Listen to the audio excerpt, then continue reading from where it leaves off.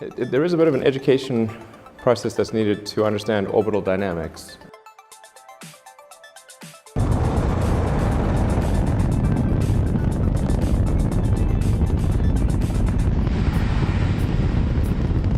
Because a lot of people are confused of like, why the heck are you landing a rocket on a ship in the ocean? That seems pretty inconvenient.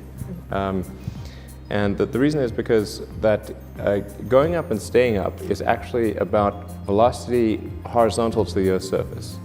So there's a huge difference between space and orbit. Like space, you could think of as like, say, being the international waters boundary for the Pacific Ocean. Like if you go, 100 miles offshore, you're technically out of coastal waters. Now you're in the Pacific. Right. So it's like technically you're in the Pacific, but orbit is like circumnavigating the globe.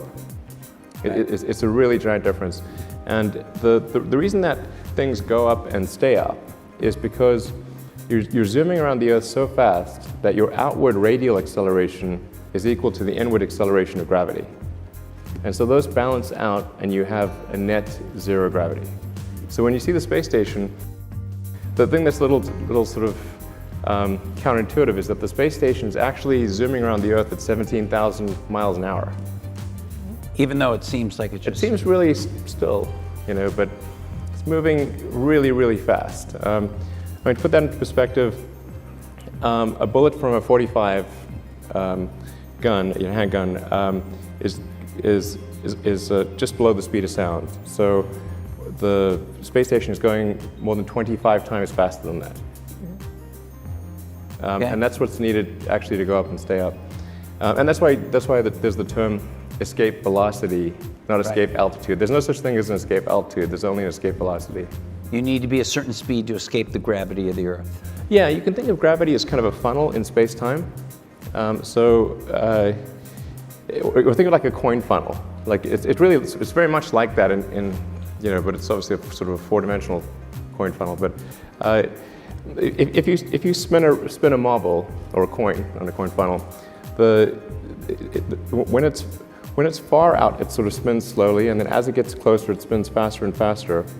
And if you were to start at the bottom of the coin funnel and you wanted to exit, you'd spin it horizontally, and it would spin out, and that's really how you get to orbit.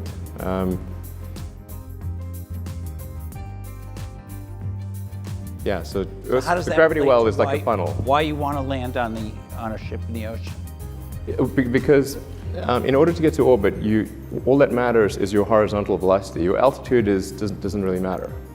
In fact, the force of gravity at say the sort of nominal boundary of space, 100 kilometers, is almost exactly the same as it is on the surface of the Earth.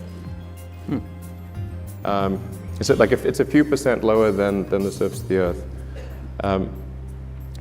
So in order to go up and stay up, the only thing that matters is how fast are you going horizontal to the Earth's surface.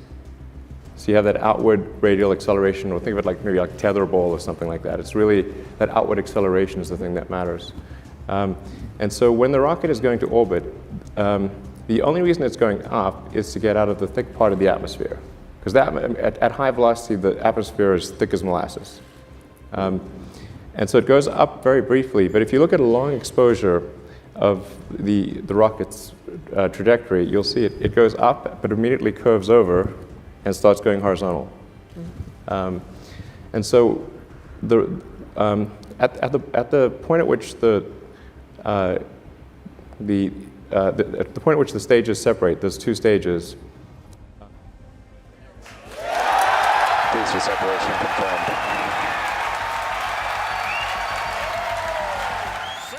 The primary boost stage, which is the most expensive part of the rocket, the point at which that staging occurs can be as high as Mach 10. But it's going away from the launch site at 10 times the speed of sound.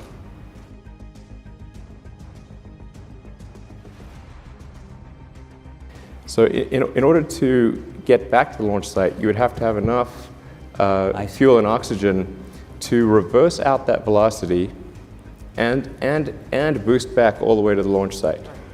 And you just don't have, the physics of it don't really allow you to have that much. It's not about saving money on fuel or anything, it's just physically impossible. Because another sort of thing about if you're in space is that there's nothing to react against. So, like, whereas an aircraft can circle very easily because it's reacting against air, in vacuum there's nothing to react against. So the only way to go back the other direction is to apply just as much energy as it took you to go. If you want to go backwards, you have to apply just as much energy as it took you to go forwards. In fact, well, twice as much, really, because you've got to zero it out, and then you've got to. So you've got to land elsewhere. Yeah. So bottom line is, this thing is zinging out to sea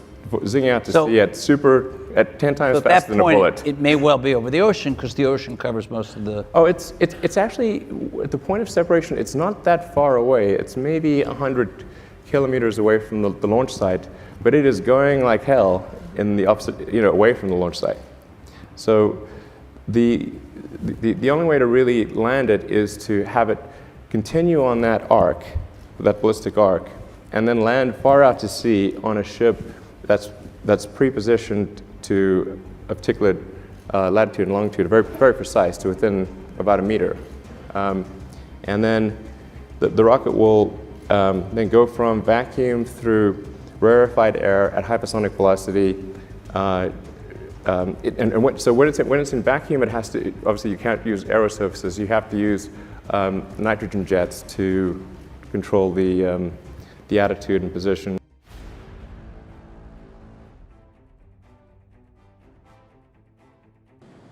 You see the first stage has already been a turnaround, and you can see the nitrogen from our attitude control system helping guide it back.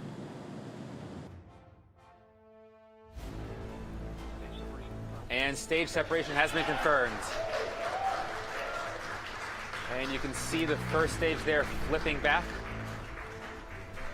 Use the nitrogen thrusters. And then as it starts to encounter the air, we use grid fins, because grid fins look like sort of like a waffle. And as you guys have noticed, the grid fins have deployed on the side boosters as well as the center core. Those work to help guide the boosters back to a nice targeted soft landing. They work quite well across a wide regime, from both very high velocity hypersonics through supersonic, transonic, and subsonic. They're stowed at the base of the vehicle and made up of state-of-the-art carbon fiber and aluminum honeycomb. Stage 1 transonic. So it's hard to have aero surfaces that work well across that entire regime. And then, so once the aero forces become high, See the cape getting closer and closer. What a cool view. The first stage is passing through the cloud layers right now. it uses the 4 grid fins to sort of control its attitude. To land itself. Yeah, it's controlling it's controlling pitch, yaw, and roll with the grid fins. And then those grid fins will then position it to where it's fairly close to the ship, and then it will light, in this case, 3 of the 9 engines to arrest the velocity, and then drop to 1 engine for precision right before landing. Right. So why is that important? Why has this moment been important for you? Just a very tough engineering problem. In the last 12 months or so, I've come to the conclusion that it can be solved. And I think SpaceX is going to try to do it. Falcon 9 is essentially standing on the shoulders of titans, as they like to say in literature. We've built upon a lot of those lessons, the things that NASA has learned. We've taken that, but used kind of a clean sheet of paper that says, how can you build a rocket knowing that we want to do things that have not been done before? Well, so in order to reuse the boost stage, which is about 70% of the cost of the rocket. For the first stage, it starts its engines back up. It flips itself around, and the whole first stage is re-entering the Earth's atmosphere and slowly making its way back down for a landing on a drone ship that is out in the Atlantic Ocean. Landing legs have deployed. And Falcon 9 has landed. So Which cost is that? How much is that? well, I mean, it's sort of on the order of $30 to $35 million. Right, so you want to save that. Yeah, I mean, it's like, I tell my team, it's like, imagine there was a pallet of cash that was plummeting through the atmosphere, and it was going to burn up and smash into tiny pieces. Would you try to save it? Right. Probably yes. Yes, okay. Yeah, that sounds like a good idea. Right, okay. So we want to get it back, Right. and that way we don't have to make another one.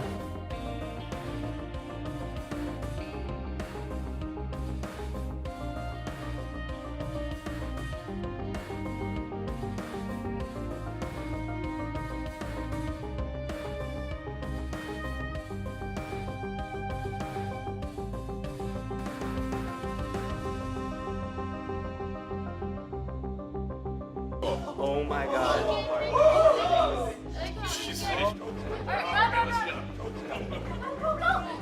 Side boosters landing legs have deployed.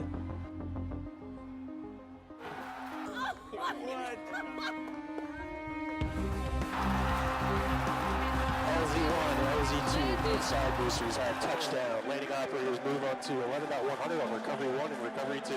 Stage 2, AFTS has saved.